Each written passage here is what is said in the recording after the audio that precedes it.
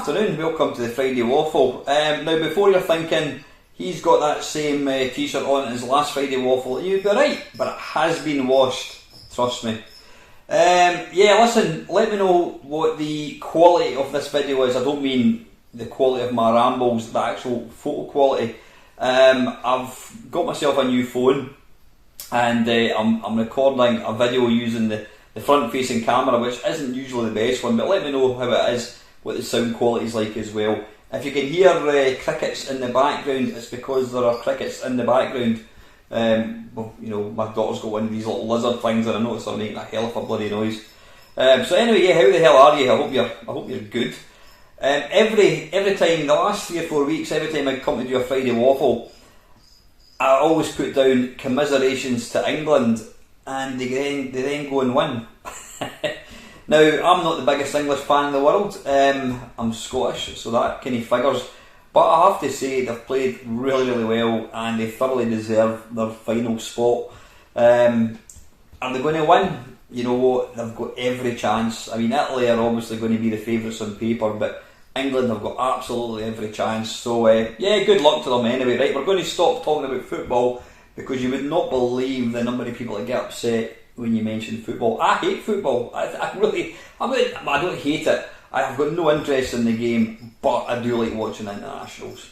Anyway, right, let me think.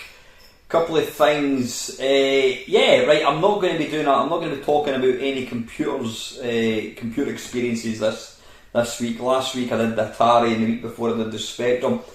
I've got quite a few questions which I want to get through, and I do need to try and keep this. I've got something on in a wee while tonight, so I need to kind of keep this waffle quite short. Highlights of this week. If you follow if you're on Discord or you're on the Mainmeister Facebook page, you'll probably be aware that I interviewed Andy Walker of Taskset Software and John here of Sensible Software.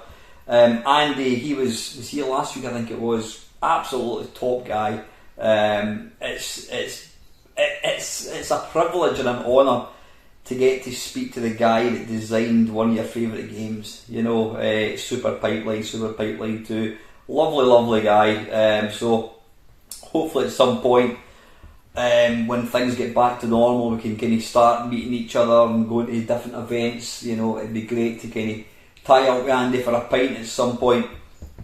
And then this week, on Tuesday, I was talking to John here, and we did about just over an hour, but the football was on, the English game was on, England and Denmark. So John had said, "Look, can we make it an hour?"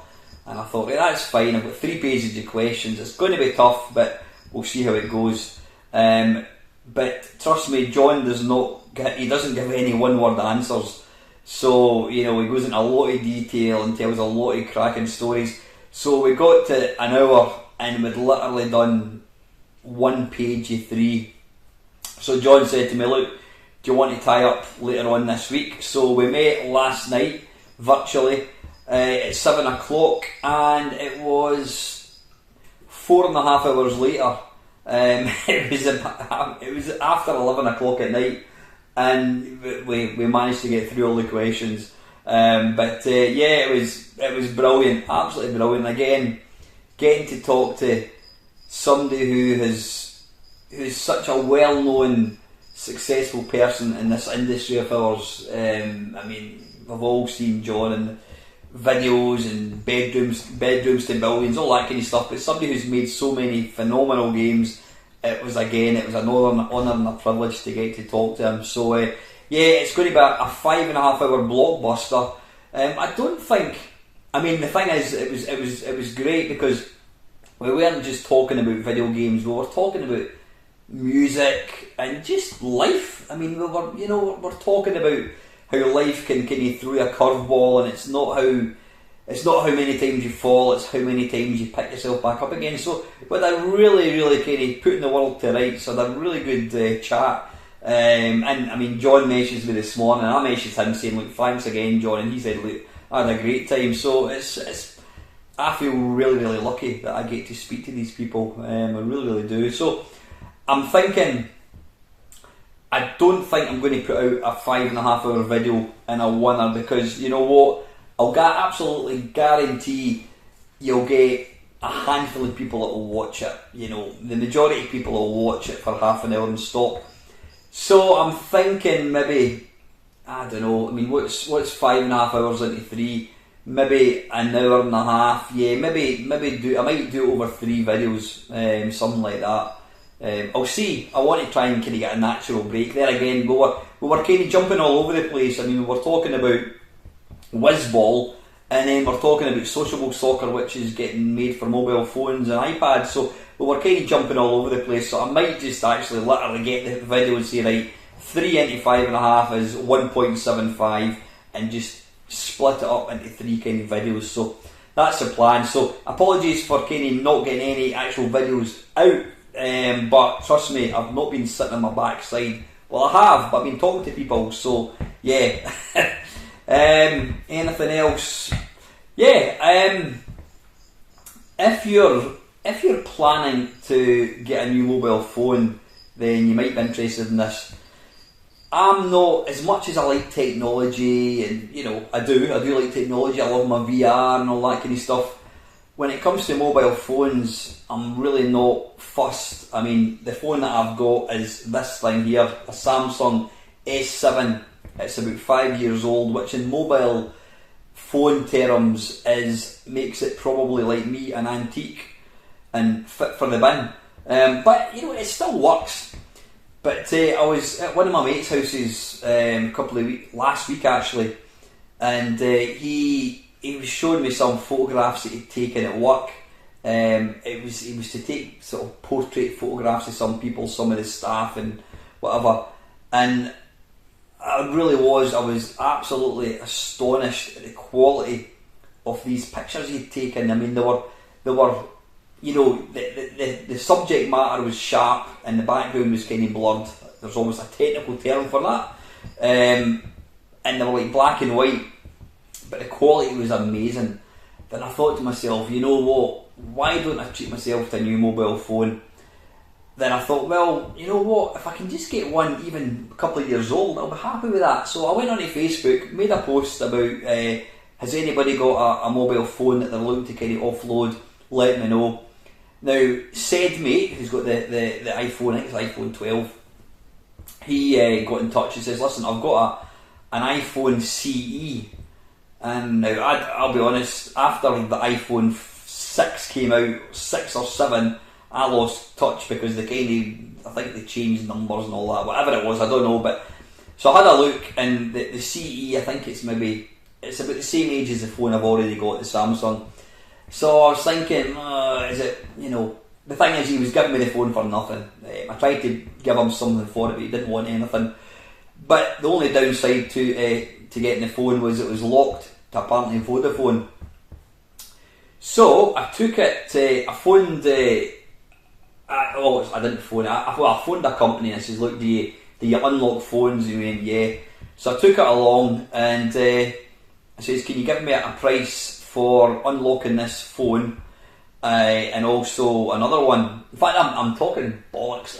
When I phoned up, I said to the guy, how much is it to unlock a phone? He went, it depends. I says, well, depends on what? He went, because some are more difficult than others, and you know, the price can vary. And I says, well, what are you talking about? He went, well, it can vary, I'd need to see the phone. I says, well, give me a ballpark figure. I says, what is the worst case scenario? What would be the most expensive to unlock a phone?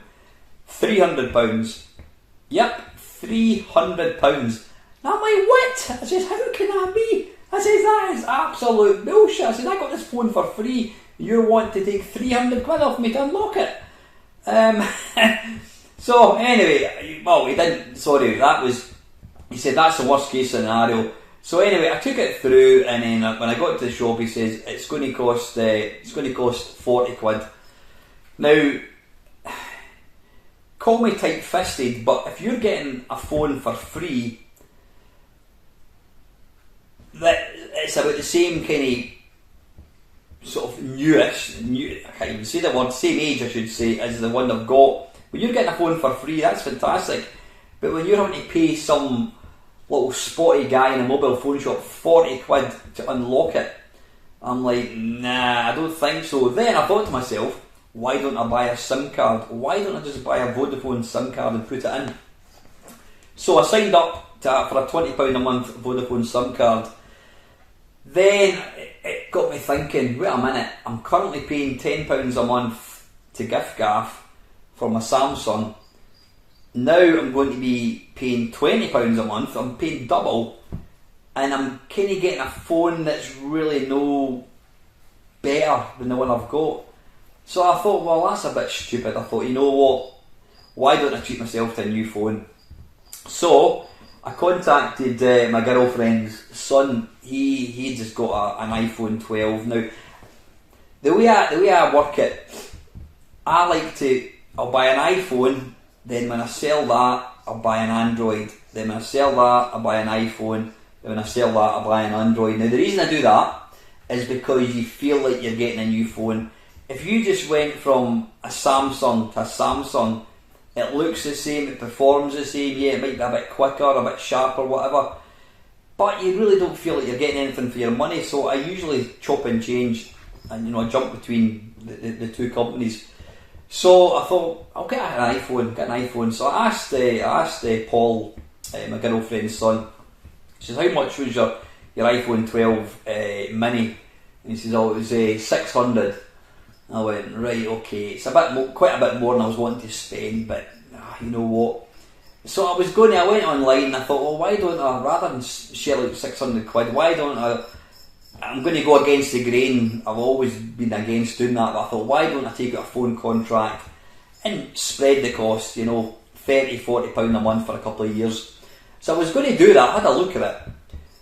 Then before I was just about to hit submit, then I thought, well, you know what, I'm just going to see, there's a lot of phones out there. I mean, I really don't know one phone from the next one. So I went onto YouTube and I just typed in best phones of 2021. And in second place out of the 25, they didn't reverse order. I mean, I think in fourth place was the iPhone 12.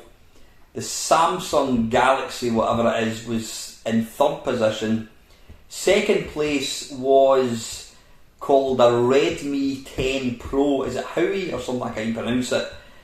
And then there was another one which was in first place. And the first place one, the reason it got the best, was voted number one, was because it was a lot more powerful. It had a really faster chipset, but the camera wasn't as good and all that. Now I don't play games on phones, so I thought, oh, this second place one looks alright. So I kind of watched a wee video of it, and the price, 268 quid. Went onto YouTube, I went back into YouTube, and I compared various. I watched various videos where comparing the Redmi 10 Pro with the iPhone 12 with the latest Galaxy, and honestly, there was so little difference. And everyone said, if you want, if quality build, or build quality I should say, is at the top of your list, then you're probably going to go for the iPhone 12. If money's no object, then you're probably going to go for iPhone 12. It says, however, if you want the same performance for a quarter of the price, then go for this Redmi 10. So I watched another few videos and it gets amazing reviews.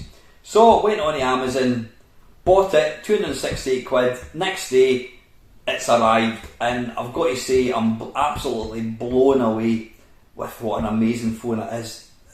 I can't, maybe in 6 months it'll broken, I'll say don't touch them, they're shite. But trust me, it's a 6.7 inch screen, huge big screen. The camera is awesome. It's got so many features. Like I said, I've not had a new phone for a long time, so maybe the features that I'm kind of getting excited about are quite old hat. But trust me, why anybody would want to pay £1,200 when you can get the equivalent phone for 268 quid. The Redmi 10 Pro. Now trust me, this video has not been sponsored by Redmi or Howie, whatever it is. I bought that myself. If Howie want to send me the latest phone for me to review, then yep, not a problem. In fact, if anybody wants to send me anything to review, let me know. I'm so excited, and it's 120 gig of memory. It also takes a micro SD card, and it takes dual SIM, and that's it unlocked as well, that you're not tied to any of this one provider bollocks. So I'm stupidly excited about the phone. It's a brilliant phone, really, you know, for the price. Just absolutely insane. So that's that. I think anything else to kind of tell you about? Don't think so. No, I've told you about the videos, my phone. Yeah, anyway, listen. Oh, the very last thing, or not the last thing before I do the look at questions. I was sitting in the car the other day having my lunch, and I thought, I fancy listening to a bit of Monty and the Run. So I just went into YouTube and found Rob Hubbard, Monty and the Run. Now this guy, he's got 1.63 thousand subscribers. He has, all he's done is he's got the screenshot, the loading screen, you can hopefully see here. He's got the loading screen of the game. And he's got Monty and the Run, and that is it. There is no commentary, there is nothing. He's not done any, he's just basically put that up. Guess how many views this thing's had? 740,000 views. Mental. You know, I mean, people always, and I'm going to come to this in a second, people always going to go, oh, I want loads of views, etc, etc, etc. I mean, you could put absolutely zero effort and put a video out like that onto YouTube and get 740,000 views. I mean, granted it was 10 years ago, but still, and there's absolutely no effort goes into it at all, and you're getting that kind of views. Just insane. But I don't really, I was going to say I don't understand why these people would put this up. He's obviously put it up because he likes the tune, and you know, fair play to him, but yeah, just insane, you know. So aye, mental. I was watching a channel, it popped up as a recommendation on YouTube, and it's an American guy, and he's just started off, he's at 900 odd subscribers, and my initial impression was, this guy's a nice guy, he's a likeable person, but you know what, the first 10 minutes of the video, or maybe not 10 minutes, the first 5 minutes of the video was just him pleading for people to like his videos, to subscribe to his videos, and he said, I want to make money out of this hobby, I want to make money, because that's why everybody does it apparently, I want to make money, please like and subscribe, please tell your friends to like and subscribe. And then he also, and I almost fell off my chair, he said, can you do me a favour? He says, get your iPad, get your phone, get your computer, put it on, play one of my playlists so it just plays one video after the next video, turn the sound down so you don't have to actually watch them, but I want to get as much views as possible so I can get over 1,000, so I can monetize the channel. And I was shaking my head at that, and the thing is, after that he then went on to, can't remember what it was, 10 best racing games or something, and he's got a nice style, he seems like a nice person. So, excuse me, I just commented, I says, look dude, you need to stop being so desperate. I says, the first 5 minutes of you, all you're doing is begging people to subscribe to your channel, begging people to watch your videos, begging people to give you thumbs up or thumbs down, as you said. I say, that's the wrong way to go about it. I says, you know, you really, that's just wrong. I says, what you need to do is, and I'm no expert, trust me, what you need to do is put out content that people are going to enjoy, put out content that you enjoy making, put out content that people can see that you enjoy making, and then perhaps people will say, you know what, I like this guy, I'm going to subscribe to him, I'm going to tell my pals about him, and people are going to start watching it, and then you'll start to build up a kind of, hopefully a loyal following, and then your channel will grow, it will grow naturally. But just to come on and for the first 5 minutes just beg people to subscribe, I mean, that's, like most people, that's the best way to make me turn a channel off, is somebody asking, you know, that's why I think I did in the very early days, because it was a thing, please like, comment and subscribe. I didn't really think about too much about what I was doing, but I've not done that for probably 7 years. I never ask people to subscribe to a channel. I ask people to comment because I like the interaction, and the same way, like, you know, donate and whatever. I never ask for that, you know what I mean? People don't need to be asked. If people want to give, they give. If somebody wants to subscribe to my channel or give me a thumbs up, they'll do it. You know, don't beg. It sends out all the wrong signals. Anyway, right, let's have a wee look at the comments. This thing's just gone to sleep. Give me 2 seconds.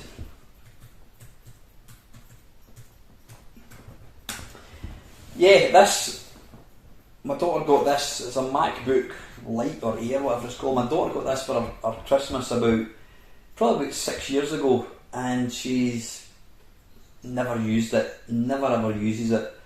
And she was asking me if she could maybe get a Windows laptop for her birthday, so I bought her one because she's going to be going to college. So I bought her a laptop, and I bought this off her for 300 quid a few months ago. Got to say, it's great. It is lovely. I mean, I've just been going on about how much overpriced things are, but I didn't buy this new. This was already in the family. But nice. Anyway, right, let me crack on. Right, Carol Todd, a few questions that were missed from previous weeks. Listen, by the way, sorry for missing questions off. I don't do it intentionally. I think the problem is sometimes people may not watch the latest Friday Waffle, and they'll maybe post a comment on 2 weeks ago or 3 weeks ago. So if you're ever going to put a comment, please make sure it's in like this one, the most current one, because that's all I do. I jump into last week's Friday Waffle and have a look. So anyway, you've mentioned several times how much you enjoy music, so I wondered, what's your favourite game that is based on music, i.e. a song, album or artist? Also, if you were to create a game that is based on a song, album or artist, what would you have it based on, and what type of game would it be? A game that's based on music? Honestly, Carol, I can't think any. I mean, there was a video game, was it called Journey? And it was an arcade game, and it was actually based on Journey, the band. Oh, wait a minute, sorry, hang on, how much you enjoy music? I wonder what your favourite game that is based on music. A song, see, I'm not sure. I mean, the only thing I can think of, gaming wise, is based on music, would be like Guitar Hero. It's funny, you never hear the people play Guitar Hero anymore. Has that had its time? I've got a couple of I've got a couple of wireless controllers for the Xbox 360, and I mean, I loved Guitar Hero. It was good fun. As a although I'm trying to learn to play the guitar, as a kind of basically non-guitar player, you do feel like you're Eddie Van Halen or Jimi Hendrix. You know, great fun. But a game actually based on music, I can't think of any. Maybe I'm misinterpreting what you're meaning, but I can't think of any game that was based on a song or anything. I mean, there's games like Rez. What else? Yeah, I mean, Rez is a kind of, it's not really based on music, but it's got a stonking soundtrack. So yeah, I can't really think of any, Carol. If you were to create a game based on a song, album or artist, what would you have it based on? What type of game would it be? I don't know. I mean, I suppose you could say the obvious. You would have some mental running gunner, kind of something similar to Metal Slug, and you would have rock. You would have AC/DC. Bit Metallica, whatever, Iron Maiden. Yeah, I think a video game, a run and gun game, or even a shoot 'em up, a vertical shoot 'em up with that music, with proper music, not just like generic guitar music that you seem to always get in kind of driving games or whatever, but having proper AC/DC, Iron Maiden, Metallica, that would be pretty damn good. I think it'd be some kind of shoot 'em up, whether it was a vertical or probably more a kind of running gun. So anyway, listen, cheers, Carol. Is there extra new? Give us a shout for the next computer club. I'll toddle through. Yeah, you know what? I I completely forgot, ZX, you've been to Computer Club before, and the fact that it was yourself that first showed me the ZX Omni, which is basically it's a 48K Spectrum with a built-in screen. It's like a laptop, a ZX Spectrum laptop. I think our next club night, go to our Facebook page, Edinburgh Retro PC. I think it's the 13th, possibly. It's a Tuesday or Wednesday. Go to the Retro PC website though, and you can have a look. But nice to see you, mate. The Oldie Gamer Steve, question: I've just paid far more money for something that I can. Sorry, I've just paid far more money than I can afford for something I didn't really need. When was the last time you paid a lot for a gaming related item that you really didn't need? What was it, and did you come to regret it? I mean, I suppose if you're being honest, do you need any sort of form of games? You know, basically anything that you buy, you could say you don't really need it, but I buy it because I want it. I suppose if I was being thinking about this, I would probably say the last MAME cab that I bought. It's an authentic sort of cabinet from, like, I don't know, late 80s, probably in the early 2000s, and I put a Raspberry Pi in it. It's got the full CRT monitor and all that kind of stuff. Did I really need it? No, I didn't, because I've already got two. But since when does that stop you buying stuff? Did I regret it? Not one iota, Steve. Not at all. I love my free cabs to bits. When I first bought the Defender cab from Paul, my mate Paul Spriggs, when I got home, I remember thinking, Jesus, this thing is enormous, said the nun to the bishop. And I actually thought it was too big for my living room, or my kitchen I should say. And for the first kind of day I was like, oh, I shouldn't have bought this, it's too big. See, after a couple of days I thought I grew to like it, and I love it, I absolutely love it. I was playing it last night actually. So yeah, probably my third MAME cab, Steve. I really don't need it, but hey ho. You older gate, sorry, I've just done Steve's one.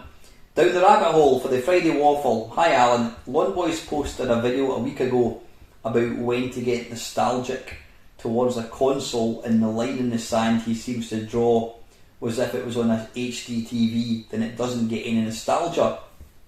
But if it was on an old standard CRT, then it can. Curious to hear if you draw a similar line. Yeah, I understand where Dave's coming from. A machine that can plug into a high definition TV or a modern TV, it's got an HDMI input, then it's going to have been made in probably the last 10 years, probably less than that. So absolutely not nostalgic. I mean, there's a lot of people in this kind of community, they argue and debate about what's classed as retro. I mean, I hate the whole thing. You don't talk about retro films or retro music, you just talk about music and films. So why do we have this thing about pigeonholing games? Oh, it's a retro game. No, it's just a game, it's an old game. But yeah, I mean, for me, it's based on that. The older you get, then the more time has passed where you don't look at something as being nostalgic. Does that make any sense? Yeah, so for example, the Xbox 360 probably came out, I don't know, when did it come out? A long time ago. I think maybe 15 years ago, something like that. So yeah, it's an antique. It is an antique. Do I class it as retro? No, I don't. Absolutely don't. For me, it's... you know what? And this is because I'm older than most people. I don't even look at the... Well, maybe I do. I would probably say the PlayStation, Sega Saturn, GameCube has been the sort of the most recent nostalgic consoles for me. anything after that, even the PlayStation 2, Xbox, although they're ancient, I don't really look upon them as retro, or I don't have. I love them. Don't get me wrong, but I don't get nostalgic about playing them, because these machines I was playing when I was married with a family. Whereas nostalgia tends to tie in with, I don't know, when you were in a previous life, before you were married, before you were settled down, before you had kids. You're probably still living with your parents. You might still be at school, you might have been working a part-time job, you might have been in your first job, whatever. So yeah, the real nostalgia, which you've probably guessed if you're a regular to my channel, always comes from 8-bit and 16-bit, the Amiga backwards. That's where I get the real nostalgia. Anything after the Amiga, like I said, it's a PlayStation. I look upon. I did enjoy these games, and I don't really play the PlayStation much, but I play the Sega Saturn a lot. I play the Dreamcast, not the Dreamcast quite a lot. I do play that a lot as well. But yeah, I think probably PlayStation back to me is where the nostalgia lies. And anything after the PlayStation, I would say, to me, I look upon it as fairly recent. That's because I'm older. That's a simple reason. Secondly, are there any games that remind you of a bad time in your life, and do you avoid those games, or have you revisited them recently to see if you can shake off the bad memory? That's a really interesting question, Kev. I mean, to turn that on the flip side, are there any games that remind you of great times? Absolutely. The whole kind of gaming and the whole 8-bit takes me back to a really happy time. Has there been any games that remind me of any real bad times? Now that is a. I might actually have to park that one and think about it, and maybe if I remember, try and answer it in another waffle. Offhand, I can't think of any. I think for me, if I'm going through a bad time, then I tend not to play video games, because I don't have any interest in them. I know some people are the opposite, people that are maybe going through depression, or they're going through different issues in their life, whatever, maybe a bereavement, or they're maybe ill, or maybe they've lost their job or something. They throw themselves into gaming, but I'm the opposite. I tend to if I'm really worried about something, I don't have any interest in gaming. And I think that's possibly why, in the past, the last couple of years, I have had I've stepped away from YouTube for a wee while, just because I've had things to deal with. So it tends to be gaming sort of drops off for me.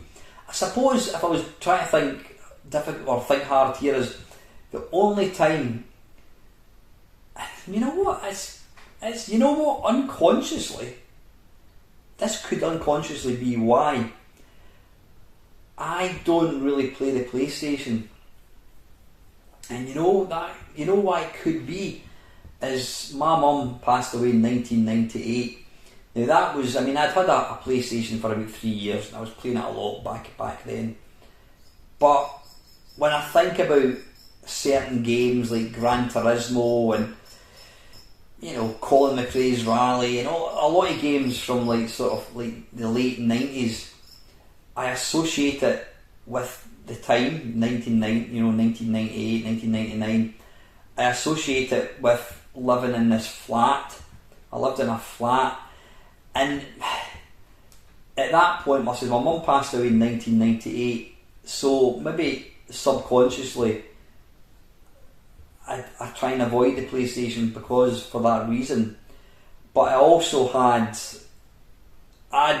just bought the flat myself, and then I moved in with a girl, and it didn't work out. And I had basically given up my house, and that's why I've still got 14 years of a mortgage, even now at 54 years old. So I think that time, it's not so much the games, the late sort of 90s wasn't really a happy time for me. No, I would say 97 to about 2000 wasn't a really... It wasn't a bad time. Well, obviously losing my mum, it was bad. It wasn't a bad time, but it wasn't a happy time. It wasn't a happy time. So I would probably say, and as I said, unconsciously it could be that's why I don't really... I associate the PlayStation with that time. So yeah, listen, Kev, I'm actually tempted to ask. Well, I'll put it out there. In fact, Kev, what you should do is just maybe stick that out as a video. Stick that out as an actual video. We don't get many of these questions for the community. People do VR responses. That the whole community thing with YouTube seems to have kind of dropped off. But that would be an interesting one. Excuse me, Kev. Oh, pardon me. I'd be interested to hear you guys. Is there any time in gaming? Not even. Well, is there a specific game or time in gaming where it makes you feel sad for any reason? Good question, Kev, thank you. Thirdly, Tato are releasing one of those mini arcade cabinets for your tabletop called the Egret Mini. What a bizarre name. But it's likely to cost over 300... cost over £300. What? Some people have shrugged off the price, saying you can't buy nostalgia. But when it is more than a when it costs more than a PS4 Pro, I just have to ask if that's too much. I've seen pictures of that, Kev, and I have to say I was quite interested in it. If it was £100, I would probably buy one. I'm certainly not paying £300 for it. The thing is, I can play all these games. I've got them on my 3 main cabs. I've got them on my little RetroPie mini bar top thing that I built. So it depends on the price, Kev. It does look nice. A few friends have kind of commented that it looks the part, but for £300, I can forget it. And finally, as you read this, I'll be painting my sister's new house, and it made me think, are there any video games based on painting? I know there was an original Game Boy game where you're a firefighter putting out flames. Oh, yeah. But is there one where you're painting? Yeah, I think it was called Firefighters or something on the SNES. I remember that one. I don't think I've ever played it. Painting games, I mean, you could technically say Amidar is a painting game. You're filling in the arcade game, you're filling in squares and then it colours in.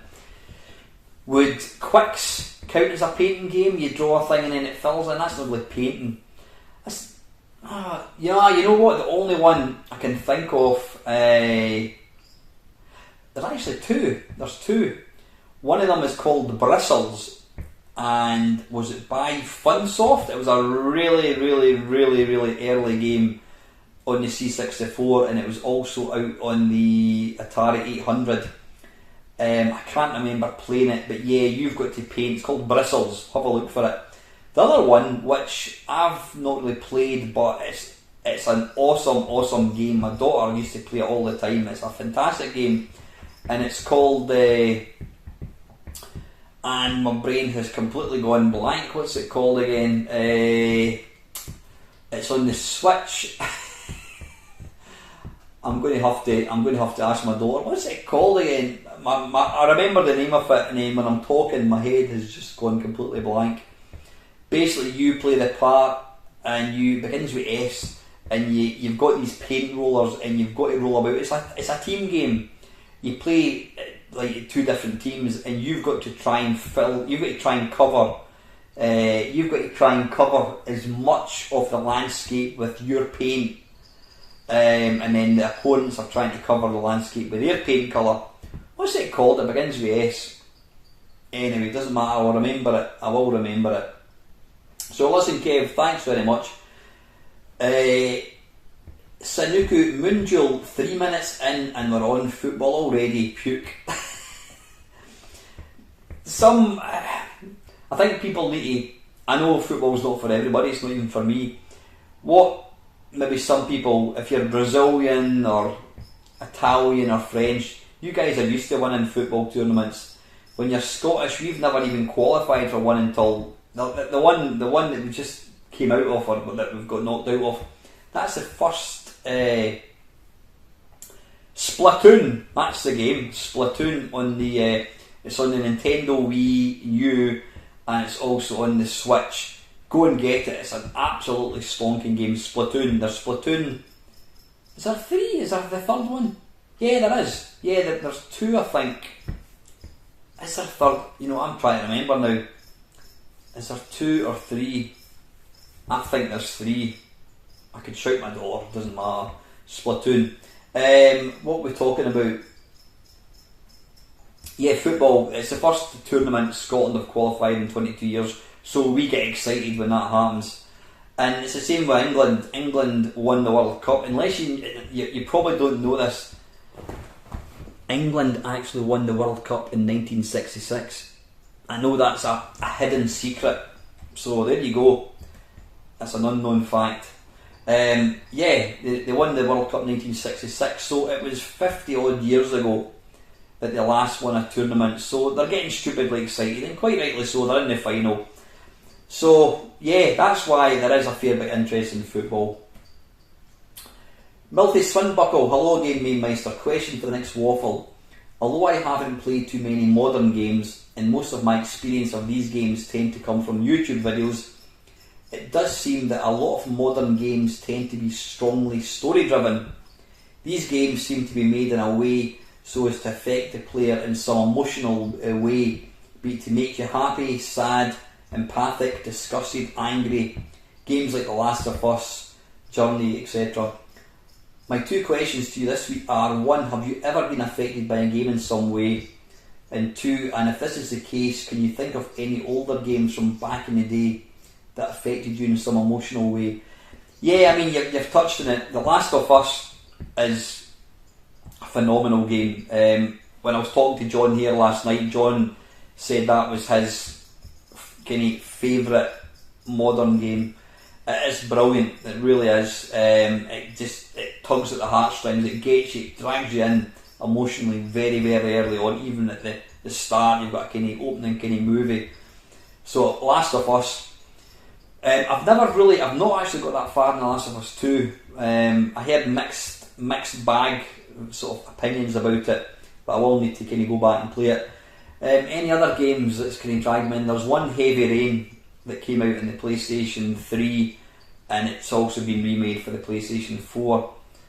It's another one that drags you. It's actually quite a dark game.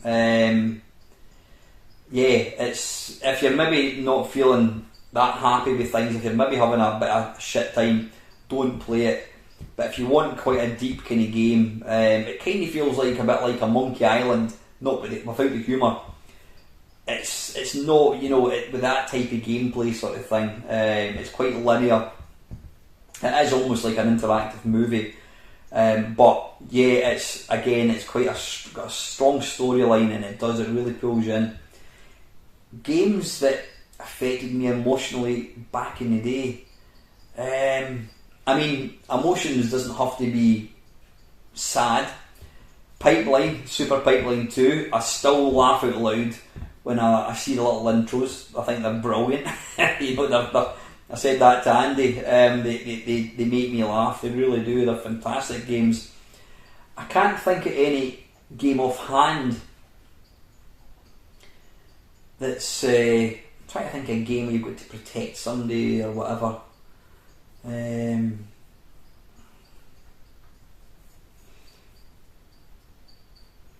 No, I can't think of any. I can't think of any modern or any old game that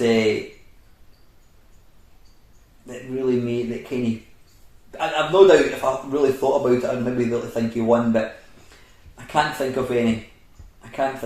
I suppose some, like, I don't know. If you're into like Dungeon Master, which I wasn't really into, if you lost a character that you were building up, I suppose you would get quite close to that. But yeah, certainly Super Pipeline every time for the comedy. So thank you, Milthy, and Ox. Listen, Ox, absolutely fantastic to see you back, mate. I sincerely mean that. You were missed, and it's good to see you back again, buddy.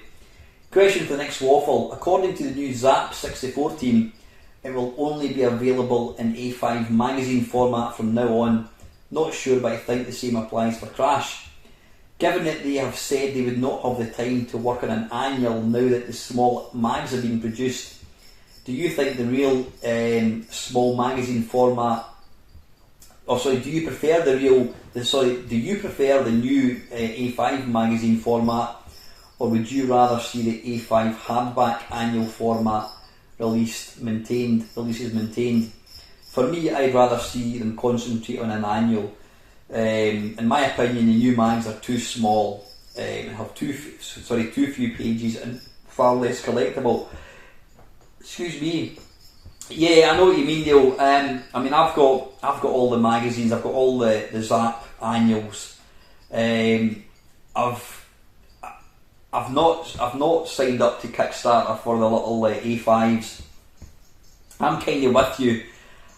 I'm sure the content is great. I don't know, I just think the A5 feels kind of a wee bit gimmicky. I understand why they've done it, and you know, it's great. It's great. It's not for me. I would prefer if they maybe delayed it and brought out maybe 2 magazines a year, something like that, or concentrated on the annual. I mean, I've seen. I got sent a little sort of teaser Zap, and the quality is fantastic, but it's just, as you say, there's not a lot of content that goes into it, and it's just the actual physical form factor for me is a wee bit too small. Probably because my eyes are getting shit and I probably can't read them. But anyway, listen, Neil, thanks again, buddy. Like I said, it's brilliant to see you back again. Mr. Colin Jones, I'm commenting right now after the premiere because if I don't, I'll forget again. My question for the next Friday Waffle: what do you know about Amiga DOS 3.2? You've lost me already, Colin. And do you plan to buy it? So I plan to buy it. It's not cheap, but as I do plan to do so, along with the physical ROMs, blah blah blah. See, this is a thing that I'm maybe a bit too stupid. When people go on about they want to supercharge the Amiga and they want to put an accelerator board, I could never really understand the reasoning behind that, because games are written for bog standard Amigas and they play really, really well. Now, the only games that I would imagine would benefit from like a 3D graphics card would be is it Alien Breed 3D, a sort of a 3D type game. Any 2D game, I don't really see the point of it. And again, I've got an Amiga upstairs. It's an A1200. It's a cheapo accelerator board. It's got 64 mega memory. It plays every game that I could ever want it to play. So I think the Amiga DOS for me, DOS 3.2, would be completely lost on me. It's not something that I would use it for. It's a wee bit like the Spectrum Next. I'll be honest, I just use it for playing Spectrum games. So it's probably more than I need it for. But you know, the Spectrum Next is a cracking bit of thing, bit of kit. It's future proof. I can play games. I can play Manic Miner on my HD TV. But yeah, I'm not going to be buying Amiga DOS 3.2. What advantages does that do, Colin? I'm genuinely interested. What does it actually give me? What would it give you more than it gives me if I didn't have it? I've never really understood why people do that. I do understand why people want to supercharge things, but for me, as long as I can play sensible soccer on my Amiga 500 or 1200, I'm perfectly happy. And the last one, it's just a comment. Sir Lancelot, I could be mistaken, but I believe that the Atari VCS 2600 was the first console with interchangeable game cartridges. It didn't have games built in like the old Grandstand. Now wait a minute, Adam, was there not? I am sure there was some sort of sports game that had different cartridges. It was probably all different versions of like Pong, but I'm sure there was a console that had interchangeable cartridges. If anybody can remember, please comment down below. So anyway, listen guys, that is it. I've kind of waffled on a bit longer than I thought I was going to talk for. I'm going to go and get this video uploaded. Listen, thanks as always for all the support. You guys are awesome beans. Yeah, I'll be along. Oh, by the way, yeah, football. I've said that I'm going to be along 6 o'clock until 9. Now the football starts at 8 o'clock and I'm going to be watching it, so I will be along on Sunday as long as nothing happens. 6 o'clock until 8, I'm going to be watching the football. It will be the concluding part of Zap Issue 1. This is going to be the 4th part. I think I've got about another 20 games to play or something. So listen, I hope you can make it. Please join me on Sunday. Have a great weekend. Until next time guys, as always, thank you very much for watching.